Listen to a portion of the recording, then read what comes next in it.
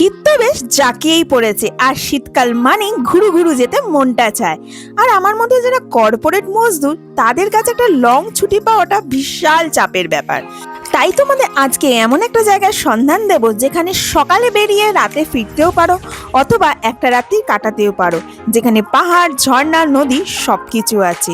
কলকাতা থেকে দূরত্ব মাত্র 241 কিলোমিটার, আর ট্রেনে করে টাইম লাগে 2 ঘন্টা 45 মিনিট মতো। চাইলে তোমরা নিজের গাড়ি বা বাইকেও যেতে পারো। আজ এই ভিডিওর মাধ্যমে তোমাদেরকে একটা ছোট্ট ট্যুর গাইড দিতে চলেছি এই জায়গার। তো চলো ভিডিওটা শুরু করা যাক। ঘাটশিলা হচ্ছে ভারতের ঝাড়খণ্ড রাজ্যের একটি শহর। সুবর্ণরেখা নদীর তীরে বিচ্ছিন্ন পাহাড় ও অরণ্য পরিবৃত এই শহরটির পরিবেশ ভীষণ মনোরম। অতীতে আবহাওয়া বদল করতে বাঙালিরা কিন্তু ঘাটশিলাতেই আসতেও। এছাড়াও কথা সাহিত্যিক বিভূতিভূষণ বন্দ্যোপাধ্যায়ের স্মৃতি বিজড়িত বাড়ি এখানেই অবস্থিত। এছাড়াও আরও অনেক দ্রষ্টব্য দেখার জিনিস আছে, সেগুলোই তোমাদেরকে এবারে একে একে বলবো। প্রথমেই বলি কি করে আসবে এখানে। হাওড়া থেকে সকাল সকালই ট্রেন আছে দুটো, একটা বারবিল জনশতাব্দী এক্সপ্রেস এবং আরেকটা ইস্পাত এক্সপ্রেস। এই দুটো ট্রেনে করেই তোমরা মাত্র 2 ঘন্টা 45 মিনিটের মধ্যে পৌঁছে যেতে পারবে ঘাটশিলা। যদি তোমরা একদিনে এই জায়গাটা ঘুরে যেতে চাও, তাহলে অবশ্যই এই দুটো ট্রেনের মধ্যেই একটাকে ধরো, তাহলে হাতে খানিকটা সময় পাওয়া যাবে।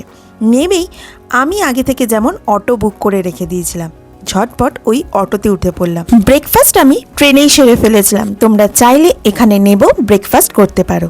আজকের আমাদের প্রথম গন্তব্য ছিল চিত্রকূট পাহাড়। চিত্রকূট পাহাড়ে উঠতে গেলে তোমাদের হালকা একটু ট্রেকিং করতে হবে। উপরে উঠে এই জায়গাটার এত সুন্দর ভিউ পাওয়া যায় না যে কি বলবো। পুরো 360 ডিগ্রি ভিউ তোমরা এই পাহাড়ের উপর থেকে দেখতে পাবে। বয়স্ক মানুষদের একটু অসুবিধা হতে পারে। উপরে উঠলে ভিউ কিন্তু দুর্দান্ত। ভিউয়ের পাশাপাশি এখানে আরেকটা উপরি পাওনা হচ্ছে বাবা মহাদেবের মন্দির। বেশ পুরনো একটি বাবা মহাদেবের মন্দির আছে। আমি যখন গিয়েছিলাম মন্দিরটি বন্ধ ছিল, তবে শোনা যায় সপ্তাহে 1-2 বার নাগ দেবতার দর্শন এখানে হয়। আমি তার কোনো দর্শন পাইনি, তবে বাবা মহাদেবের থেকে আশীর্বাদ চেয়ে কিছুটা ছবি তুলে তারপর বেরিয়ে পড়েছিলাম আমার পরবর্তী গন্তব্যের দিকে।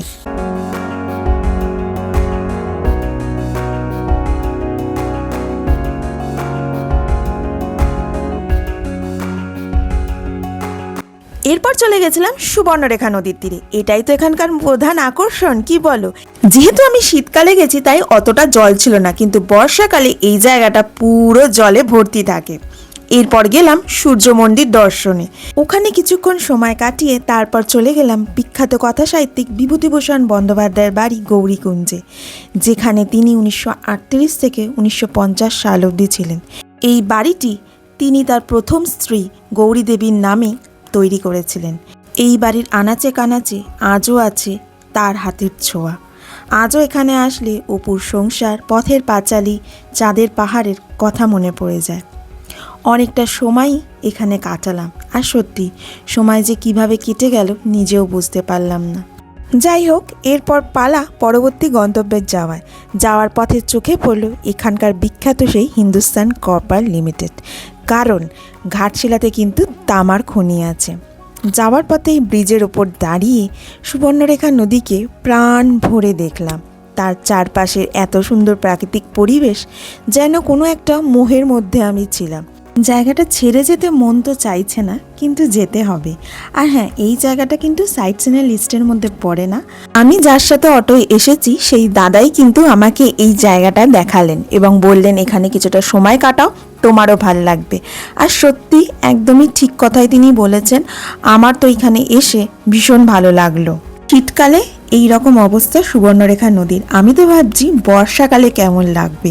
এই জায়গাটা শুনলাম তখন পুরো জলে জলময় থাকে।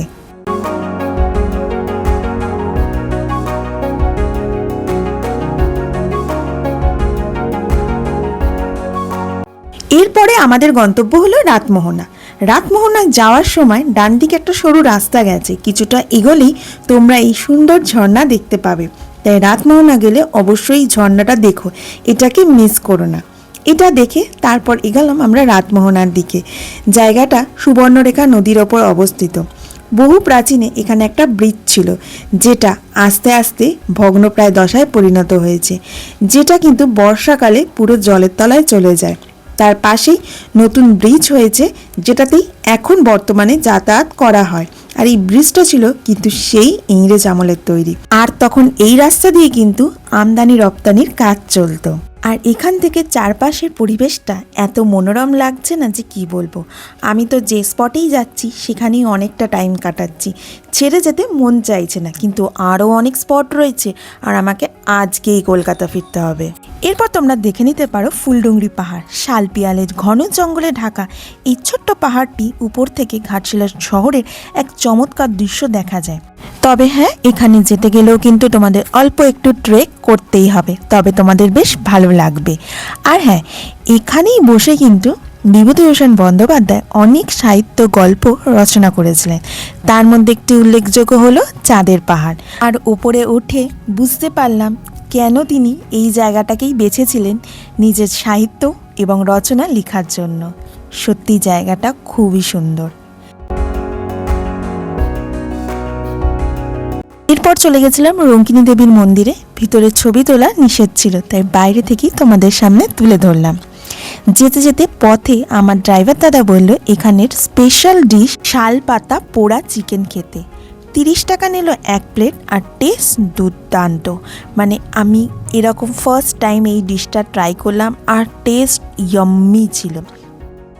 এরপর আমার ড্রাইভার দাদা নিয়ে গেল আমাকে একটি গ্রামের ভিতরে। অনেক ছোটোবেলায় গ্রামে গিয়েছিলাম। এখনকার গ্রামের বাড়ি আর তখনকার গ্রামীণ বাড়ির মধ্যে অনেকটাই পার্থক্য। মাটি তো রয়েছে, কিন্তু বাইরে এত সুন্দর কারুকার্য করা না। প্রত্যেকটা ঘরের বাইরে দরজায় দেওয়ালে এত সুন্দর কারুকার্য না, দেখে খুবই ভালো লাগলো। কিছুক্ষণ ওখানে সময় কাটিয়ে আমরাই গিয়ে চললাম আমাদের পরবর্তী গন্তব্য, যেটা হচ্ছে বুরুডি লেক। তবে সেই লেক যাওয়ার আগে পালা ছিল লাঞ্চ করার। তো বুরুডি লেকের পাশেই দেশি চিকেন থালি ট্রাই করলাম। দাম নিয়েছিল ওই 200 টাকা মতো, আর টেস্ট খুবই ভালো ছিল। তো বুরুডি লেক যাওয়ার আগে আমি চলে গেছিলাম ধারাগিরি ওয়াটারফলস। বুরুডি লেক থেকে অনেকটা ওপরে উঠে কিন্তু এই ওয়াটারফলসটা। আর এই ওয়াটারফলসে যেতে গেলে তোমাদের আবার একটু ট্রেক করতে হবে। আর হ্যাঁ, তবে এক্ষেত্রে তোমাদের একটা গাইড নিতে হবে। গ্রামের মানুষরাই তোমাকে পথ দেখিয়ে নিয়ে যাবে, যার দরুন তারা নেবে 50 টাকা। আর গিয়ে তো দেখলাম এটা একটা হিডেন জেমস, না আসলে তো মিসই হয়ে যেত। এত সুন্দর, চারিদিকে ঘন জঙ্গলের মধ্যে একটা জলপ্রপাত না, দেখে তো উফ, সত্যি এই জন্যই ঘাটশিলা মানুষ আসে, যেখানে চোখ মন প্রাণ সবই জুড়িয়ে যায়। এখন জলের স্রোত এরকম হলে বর্ষাকালে কিন্তু এটা ডেঞ্জারাস রূপ ধারণ করে, সেটা আমি এখানকার লোকজনের থেকেই জানতে পারলাম। যাই হোক, ওখানে কিছুক্ষণ সময় কাটিয়ে চলে এলাম বুরুডি লেক, যেটা হচ্ছে আজকে আমার শেষ গন্তব্য। যদিও আগে বুরুডি লেকে বোটিং হতো, এখনও হয়, কিন্তু আমি যে সময় গিয়েছিলাম সেই সময় বোটিংটা বন্ধ ছিল, নাহলে ইচ্ছে ছিল আমার বোটিংটা করার। এটার পর আমি ফিরে যাব ঘাটশিলা স্টেশনে, কারণ আমার ফেরার ট্রেন আছে সেই বারবিল জনশতাব্দী। ঘাটশিলার যা সাইট সিন আছে তা কিন্তু তোমরা একদিনেই কভার করতে পারো। আর যদি তোমরা একটা রাত্রি থাকতে চাও, তাহলে থেকে নেক্সট দিন তোমরা জামশেদপুর বা টাটানগর ঘুরতে পারো। আমার কাছে যেহেতু সময় ছিল না, একটা দিনই সময় ছিল, তাই আমি ঘাটশিলাটাকে ফুল দমে এনজয় করলাম। ঘুরে বেড়ালাম এদিক থেকে ওদিক, আর তার সাথে প্রকৃতিকে এত কাছ থেকে অনুভব করলাম। প্রচুর অক্সিজেন, প্রচুর মেমোরি নিয়ে আমি আজ বাড়ি ফিরছি। এবার বলছি এখানে তোমাদের কীরকম কী খরচা হবে। আমি খরচাটা বলছি সম্পূর্ণ, যে তোমরা দুজন ঘুরতে যাচ্ছ। ট্রেন ফেয়ার আপ ডাউন মিলিয়ে 240 টাকা, ব্রেকফাস্ট 50 টাকা, লাঞ্চ 200 টাকা, সাইট সিন 1500 টাকা, দুজনের হলে 750 টাকা, আর স্ন্যাক্স 30 টাকা, সব মিলিয়ে 1270 টাকা। আর হ্যাঁ, অটোতে কিন্তু 4 জন যেতে পারো। যদি 4 জন যাও সেক্ষেত্রে কিন্তু আরও ভাড়া খানিকটা কম হয়ে যাবে, আর তোমাদের পার হেড খরচাও কমে যাবে। তো কি ভাবছো, ঝটপট প্ল্যান বানাও আর বেরিয়ে পড়ো একদিনের জন্য ঘাটশিলা ঘুরে আসো। অটো ড্রাইভারদার নাম্বার আমি ডিসক্রিপশনে দিয়ে দেবো। খুব ভালো লোক তিনি, আমাকে নিজের বোনের মতো পুরো ঘাটশিলা শহরকে ঘুরিয়ে রেখেছিলেন নিজের মতো করে। কেমন লাগলো এই ভিডিওটা অতি অবশ্যই কমেন্টে জানিও। খুব তাড়াতাড়ি দেখা হচ্ছে নতুন কোনো ভিডিও নিয়ে। Till then take care, tata.